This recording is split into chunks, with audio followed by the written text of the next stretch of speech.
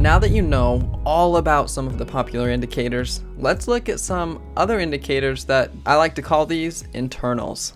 The first set of internals we'll look at are indexes. Indexes are just a way to keep an eye on the general markets. In this video, we'll go over some of the best ways to watch the indexes using futures, ETFs, and ETNs, and how to use them with relative strength. We use indexes to compare the overall market to the current stock we are trading. For large cap stocks, this is especially important as they have a large influence on the overall market. You may notice when the NASDAQ is going down, likely Apple and Amazon are also having a bad day as well. This is because they are in the same sector or ETF. We have spoken about sectors and how stocks can move with their sector.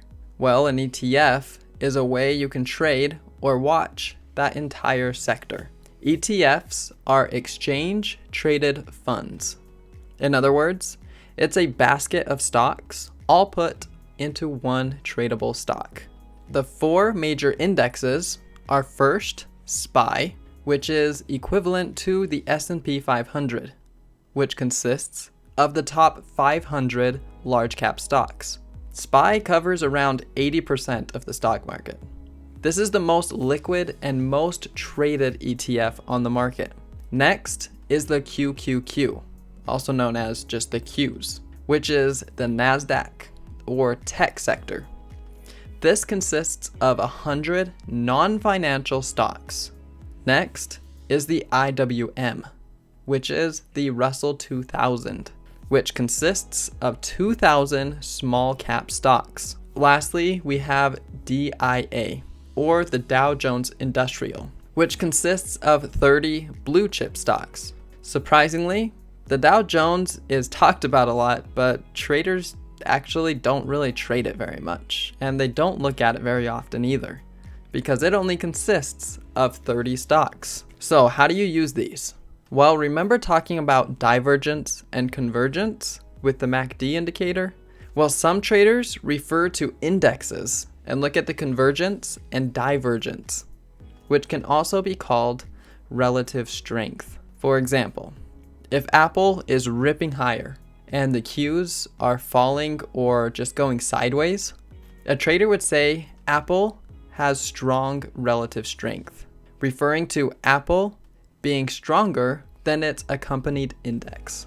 There are tons of ETFs that can cover a variety of different sectors. If you want to find what ETF accompanies the stock you are trading, you can go to www.etf.com. Go to Tools and click on ETF Stock Finder. And then you can type in a ticker and it will guide you to the largest ETF for that stock. A trader might also compare indexes with each other.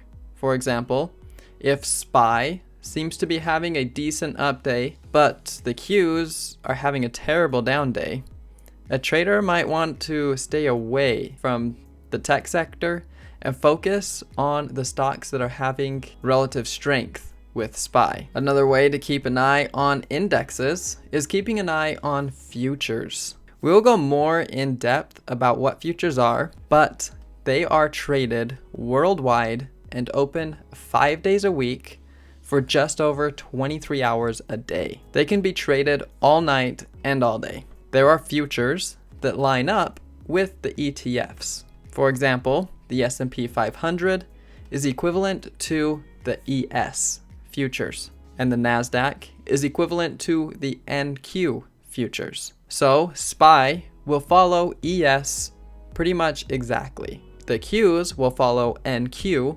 exactly. In fact, some traders don't even look at the ETFs, they just keep an eye on the futures, since they are basically the exact same. You can also find some other good information in other futures, such as GC, which is gold, or SIL, which is silver, or CL, which is oil.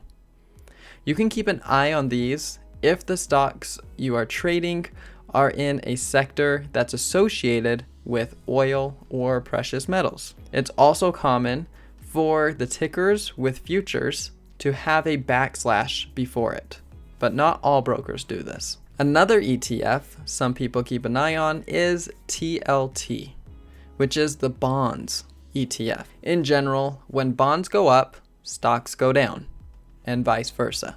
This is because investors are investing in bonds rather than stocks. Bonds are considered the safer, slower moving investment, but can tie up an investor's money for around 20 years. So if investors don't have trust in the stock market, they may turn to bonds for the long-term investments, bringing less demand to the stock market. There's another tradable stock called an ETN, or exchange traded note. The most popular one traders keep their eye on is the VIX, or VXX. This is known as the fear index because it is technically the volatility index. VXX is the original ticker, and VX is the futures ticker for the volatility index. If you are bullish on the market, you don't want TLT or the VXX going up. As those go up, most likely the market will be going down. But if you are seeing SPY go up and the VIX go up as well, that might throw up some red flags, because the higher SPY is going, the more fearful people are becoming. And typically, the more volatility that the markets have indicate more fear. In summary, it is always an advantage to a trader that knows the strength or weakness of the markets in general. You can compare the stock you are looking at and its accompanying ETF, like a small cap, and the IWM. If the IWM is having a rough day, may not be the best day to try to be bullish on small caps.